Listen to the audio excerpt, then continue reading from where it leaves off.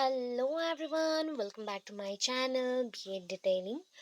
आप लोगों का एग्ज़ाम बहुत जल्दी आने वाला है। आपको एग्ज़ाम बहुत जल्दी आସୁଛି। तो सीएसटी बहुत इंपॉर्टेंट है, उसके साथ वेवीएस भी आ रहे हैं। तो उस अकॉर्डिंग जो प्रिपरेशन हम कर रहे हैं, तो आपको मॉडरेटली हम सीडीपी करते हैं, हम केमिस्ट्री कर रहे हैं, हम जीके कर रहे हैं, रीजनिंग कर रहे हैं। बट अभी कुछ कुछ बीएड सब्जेक्ट्स में इंक्लूड हुए हैं new topics, but that is the NCF 2005 जो पहले से थे। बट एनसीएफ रिलेटेड क्वेश्चंस आते रहते हैं और एनपीए रिलेटेड क्वेश्चंस आ रहे हैं, न्यू करिकुलम फ्रेमवर्क आ रहे हैं। तो उसके अकॉर्डिंग कुछ क्वेश्चंस आज ला रही, कुछ क्वेश्चंस कल आ जाएंगे। Okay, this are very important questions, this are very important question. I hope आप लोग वीडियो को लास्ट एंड तक देखोगे, बिकॉज 30 क्वेश्चन है, 30 में से 30 क्वेश्चन से इंपॉर्टेंट है एनसीएफ के अकॉर्डिंग। एंड इसके अकॉर्डिंग कंफर्म है जो ये क्वेश्चन जरूर आएगा। So let's start without wasting our time. हम लोग स्टार्ट करते हैं। So first question is expand NCF 2005। 2005 के टर्म को हम एक्सपांड करने के लिए बोला गया। ऑप्शन है national curriculum framework 2005, national common framework 2005, national class framework 2005, none of the above. That is a national curriculum framework 2005। तो option number A is the correct. Okay, so अभी नेक्स्ट में चलते हैं। Common source of physical discomfort for the children. Common source of physical discomfort, बच्चों को कहाँ पे शारीरिक प्रॉब्लम होती है, दैट मीन्स शरीर के हिसाब से कहाँ प्रॉब्लम होती है, that is called physical discomfort. That is long way to school, अगर बहुत दूर स्कूल जाना हो, कॉर्पोरल पनिशमेंट हो, या हैवी स्कूल बैग्स हो, या फिर ऑल ऑफ द अबव। तो all of the above is the correct answer, because अगर जिनको फिजिकली इश्यूज हैं तो वो बच्चों को भी ये प्रॉब्लम है। एंड जिनको नहीं भी है, तो अगर स्कूल बैग बहुत हैवी होता है तो उनका प्रेशर पड़ता है बॉडी के ऊपर, उनको पनिशमेंट मिलता है तो उसमें भी प्रेशराइज्ड होते हैं, बॉडी पेन होता है एंड डिस्कम्फर्ट हो सकता है। लॉन्ग वे टू स्कूल अगर हो तो भी हो सकता है। तो all of the is the right answer. Then next चलते हैं। Next question is teacher as per NCF 2005. As per NCF 2005 is a dash. Teacher को यहाँ पे क्या बोला गया? According to NCF 2005, teacher is a facilitator. Leader नहीं होगा, बॉस नहीं होगा, फैसिलिटेटर जो कि अपॉर्चुनिटीज प्रोवाइड करता है, अपॉर्चुनिटीज प्रोवाइड करता है, राइट, अपॉर्चुनिटीज देता है। ओके, सो नेक्स्ट चलते हैं, दैट इज नेक्स्ट क्वेश्चन में मूव करेंगे। Several studies have shown that bilingual proficiency raise the level of dash cognitive growth, social tolerance, diversified thinking, all of the above. अगर हम several studies से देखा गया कि बाइलिंगुअल प्रोफिशिएंसी अगर level बढ़ जाता है, raise the level of bilingual हम यूज़ करते हैं, लैंग्वेज दो यूज़ करते हैं, तो क्या हेल्प होगा? दैट इज कॉग्निटिव ग्रोथ होगा, सोशल टॉलरेंस बढ़ेगा, या डाइवर्सिफाइड थिंकिंग आएगी, डिफरेंट वे से हम थिंकिंग कर सकेंगे। All of the above is the correct answer. Next चलते हैं। The aim of teaching English as per the NCF 2005 is the creation of dash. The aim of teaching English को हम पढ़ाना चाहते हैं तो उसका एम रखते हैं, तो NCF 2005 के according is the creation of dash. इसके थ्रू हम क्या बोल रहे हैं? बाइलिंगुअलिज्म, मल्टीलिंगुअलिज्म, इंग्लिश ऑनली और none of the above. That is a multilingualism, because already हम एक नेटिव लैंग्वेज एंड फर्दर हमारे सराउंडिंग में जो कंपलसरी लैंग्वेजेस है उसको यूज़ कर रहे हैं, तो उसको छोड़ के मल्टीलिंगुअलिज्म को हम यूज़ करते हैं। सो दैट हमारा option number B is the correct answer. Next चलते हैं। नेक्स्ट क्वेश्चन है the process of that is sorry the purpose of evaluation is not dash. The purpose of evaluation का purpose कौन सा नहीं है? To motivate children to study under threat, डर के पढ़ना चाहिए, उसके अंदर बच्चों को पढ़ने के लिए मोटिवेट करना। To level the children as slow learner, हम बच्चों को लेवलिंग कर रहे हैं कि वो स्लो लर्नर है। Number C, to identify child who need remediation, that means जिनको रिमीडिएशन चाहिए उनको आइडेंटिफाई करें। ऑल ऑफ द अबव, तो all of the above is the correct answer, because ये सारे पर्पस नहीं होते इवैल्यूएशन का। इवैल्यूएशन ओनली परफॉर्मेंस चेक करता है कि कौन सा क्या है, बस इतना ही। नेक्स्ट क्वेश्चन पे चलते हैं, that is M L L approach. M L L approach क्या है? फुल फॉर्म उसका बताना है। तो मैक्सिमम लेवल ऑफ लर्निंग और minimum level of learning, minimum level of listening, none of the above, that is called minimum level of the learning, minimum. Okay, next चलते हैं। Question number 8, NCF 2005 says that children do not fail, they indicate the failure of the school. बच्चे fail नहीं होते, बच्चे अगर fail होते हैं तो उससे क्या होता है ना, स्कूल फेलियर है बोल के बोला जाता है, क्योंकि स्कूल अच्छे से पढ़ाता है तो कोई भी बच्चा फेल नहीं होगा, ये थिंक किया जाता है। तो एनसीएफ 2005 ये बोलता है, इसके साथ एग्री है, स्ट्रांगली एग्री है, डिसएग्री है और स्ट्रांगली डिसएग्री है। तो ये आपका हो जाएगा स्ट्रांगली एग्री। इसके ऊपर हम स्ट्रांगली एग्री करते हैं, अगर स्कूल में अच्छा से पढ़ाई हो, बच्चों को मोटिवेट किया जाए तो बच्चे बहुत अच्छे से पढ़ते हैं। Then eliminate the terminology of pass fail, indicate lack of adequate dash. हम एलिमिनेट कर रहे हैं ये टर्म्स को, पास फेल का। ये क्या शो करता है कि यहाँ पे क्या का कमी है, प्रोफिशिएंसी, एफिशिएंसी, नॉलेज और all of the above. That is question number हमारा 9 है, बहुत ही इम्पोर्टेंट। सो इसमें आपको ये किया जाता है कि इसमें प्रोफिशिएंसी का कमी है, ये एफिशिएंसी या नॉलेज का नहीं होगा या ऑल ऑफ द अबव नहीं होगा, ये आपका हो जाएगा प्रोफिशिएंसी। 9 का ये is the correct answer. Then, malpractice in examination can be avoided by keeping invigilator from, mall practice examination में जो माल प्रैक्टिस है कैन बी अवॉइडेड, हम अवॉइडेड करते हैं बाय कीपिंग इन्विजिलेटर्स, इन्विजिलेटर्स को डाल के, from dash, own school only, other school, both own and others and non of the above. Task के अकॉर्डिंग क्या हो सकता है कि ये जो 10 नंबर है, ओनली अदर स्कूल्स के ही इन्विजिलेटर्स को अगर रखा जाए तो माल प्रैक्टिस कम हो जाता है, अपने स्कूल में बच्चे डरते नहीं है टीचर्स को। सो ये आपका अदर स्कूल हो जाएगा। देन नेक्स्ट क्वेश्चन पे चलते हैं, question number 11, who recommended that in service courses and refresher courses should be related to the specific need of the teacher? किसने बताया था कि in service and repressor courses, service के दौरान और सर्विस से विद इन भी आप क्या कर सकते हो, रिप्रेसर कोर्स भी होता है, तो ये किस लिए इम्पोर्टेंट है, किसने बोला? आचार्य राम मूर्ति रिव्यू कमेटी और education commission, Kothari commission, none of the above. That is Acharya Ramamurti review committee ने ये बोला था, ये इम्पोर्टेंट था। एंड ये क्वेश्चन जो बोल रही हूँ ना, ये इंग्लिश पेडागोजी में भी आ सकता है या फिर नॉर्मल पेडागोजी में भी आ सकता है। ये इम्पोर्टेंट है, बहुत ही इम्पोर्टेंट है, इम्पोर्टेंट है। ठीक है, नेक्स्ट क्वेश्चन चलते हैं। ये teacher should understand the children with in dash, a teacher should understand the children within dash। एक टीचर अच्छे से समझ सकता है, समझना चाहिए बच्चों को किसके अंदर है, तो सोशल कंटेक्स्ट के अकॉर्डिंग, कल्चरल कंटेक्स्ट के अकॉर्डिंग, या फिर नॉर्मली, और दो ऑप्शन देखिए, पॉलिटिकल कॉन्टेक्स्ट के अकॉर्डिंग और all of the above. That is आपका, आप क्या थिंक करो कि ये क्वेश्चन का आंसर क्या होगा, टीचर कहाँ पे समझना चाहिए, ऑल ऑफ दी अबव। हर एक पॉइंट से टीचर यहाँ पे समझेगा बच्चों को। Okay, all of the above is the right answer, तो ये आपका राइट आंसर होगा। ठीक है, नेक्स्ट चलता है अभी। Educational technology should be viewed as dash, supplement, substitute, एलिनल और none of the above. Educational technology को हम सब्स्टिट्यूट नहीं माने, इसको हमने सप्लीमेंट बोला है कि एक्स्ट्रा बेनिफिट के लिए इसको यूज किया जाता है, एक्स्ट्रा बेनिफिट के लिए, राइट। देन 14 में चलते हैं।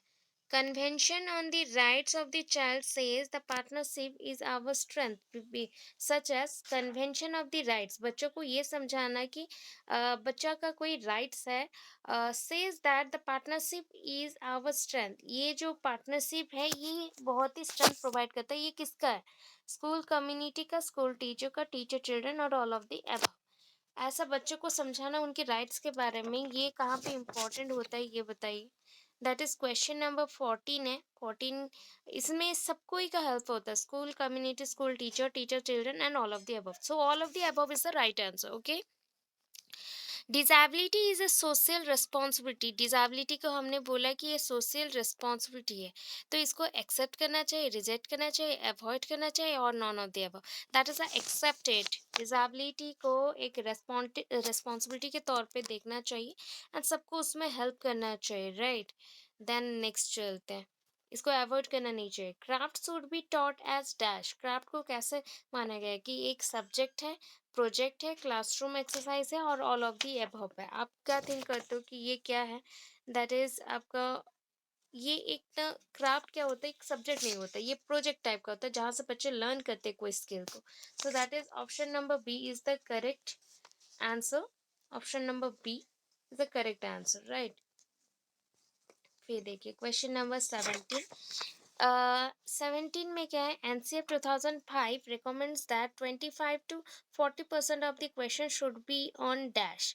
क्या होना चाहिए 17 के अकॉर्डिंग? शॉर्ट आंसर टाइप होना चाहिए कि 25 से 40% क्वेश्चन क्या होना चाहिए?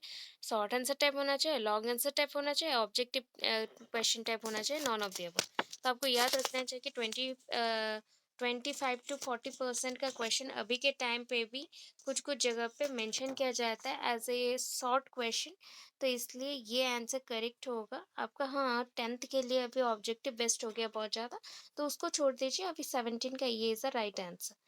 NCF 2005 states that the board should be conduct re-examination. NCF 2005 ने और क्या बोला कि बोर्ड को री-एग्जामिनेशन भी कराना चाहिए। क्यों? ऑप्शन है immediately, after 1 month, after 2 months, non of the above. कैसे कराना चाहिए, कब कराना चाहिए? इमीडिएटली कराना चाहिए या फिर आफ्टर 1 month, आफ्टर 2 months और none of the above. That is immediately, immediately कराना चाहिए। कभी कभी ज़रूरत पड़ता है इमीडिएटली कुछ वर्क करना, बहुत ही इम्पॉर्टेंट होता है, तो ऐसे ही इम्पॉर्टेंट वर्क है, इमीडिएटली करना चाहिए, ठीक है। देन नेक्स्ट क्वेश्चन पे चलते, question number 19। The chairperson of the national seating committee was, ये जो आपका नेशनल स्टीयरिंग कमिटीज है, that is the chairperson of the national steering committee was dash. Professor Yashpal, doctor Krishna Kumar, Professor Arvind Kumar, Professor Gopal Guru, that is the Gopal Guru, Gopal Guru बोल सकते हैं, गोपाल गुरु और गोपाल गुरु।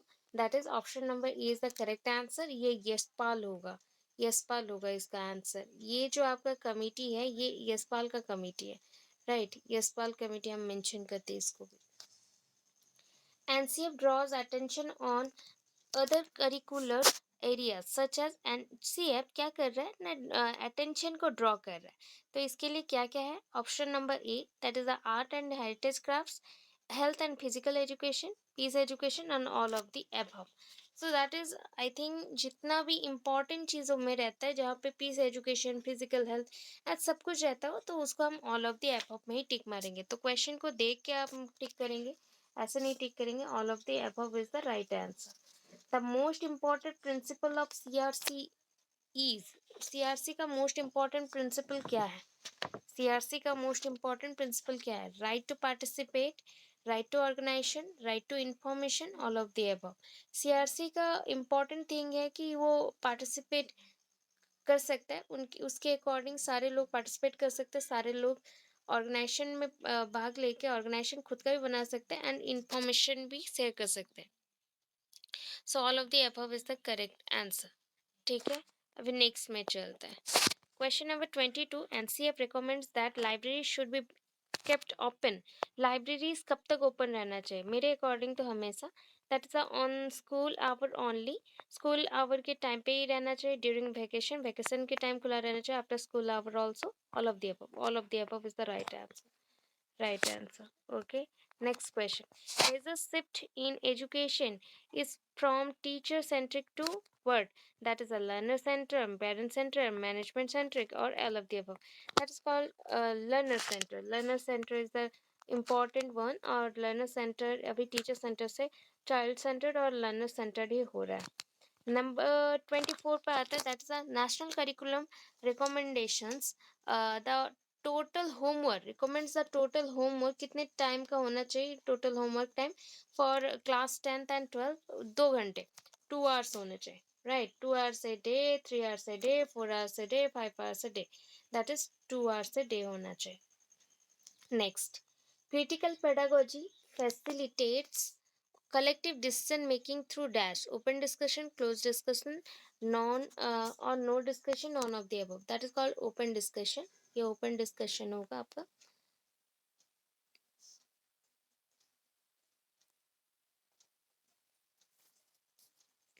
26 में चलते हैं। The stress related problems of the student can be remove through. कैसे हम उनको रिमूव कर सकते हैं? टीचिंग, गाइडेंस एंड काउंसलिंग के थ्रू, कमांडिंग और ऑल ऑफ द अबव। कैसे कर सकते हैं? दैट इज बहुत ही इंपॉर्टेंट क्वेश्चन आया 26 का। That is a guidance and counselling के थ्रू। ऑलवेज बच्चों को हम गाइडेंस एंड काउंसलिंग के थ्रू उनके टेंशंस को, उनके प्रॉब्लम्स को सॉल्व कर सकते हैं। तो that is option number B is the correct answer. Then 27 में चलते हैं। The layer of understanding are. Layer of understanding में सब कुछ आता है। That is a comprehension, reference, epistemic, सब कुछ सारे पॉइंट्स आते हैं। So all of the above is the correct answer. ठीक है, next. NCERT reviewed the NCFSE 2000 in the light of the report dash. So ये learning without burden, learning with burden, all of the above. So NCFSC के according आपका कौन सा point होगा? That is a learning without burden. जितना भी है learning without burden करना चाहिए। अगर बर्डन बढ़ जाएगा बच्चे नहीं पढ़ने की मन करेंगे। So next, who proposed the NCF as a means of in evolving a national system of education? Who proposed?